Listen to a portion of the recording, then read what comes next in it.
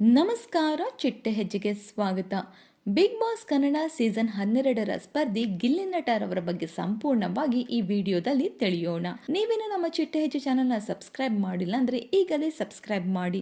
ಗಿಲ್ಲಿ ನಟರವರ ನಿಜವಾದ ಹೆಸರು ನಟರಾಜ್. ಇವರು 1996ರಲ್ಲಿ ಮಂಡ್ಯ ಜಿಲ್ಲೆಯ ಮಳವಳ್ಳಿ ತಾಲೂಕಿನ ದಡ್ಡದಾಪುರದಲ್ಲಿ ಜನಿಸಿದರು. ತಂದೆ ಕುಳ್ಳಯ್ಯ ಹಾಗೂ ತಾಯಿ ಸವಿತಾ. ಈ ದಂಪತಿಯ ಮೂರನೇ ಮಗ ಗಿಲ್ಲಿ ನಟ.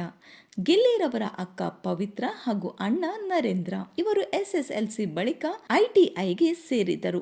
ITI ಓದು ಮುಗಿಸಿದ ನಂತರ ಕೆಲಸಕ್ಕಾಗಿ ಬೆಂಗಳೂರಿನತ್ತ ಮುಖ ಮಾಡಿದರು.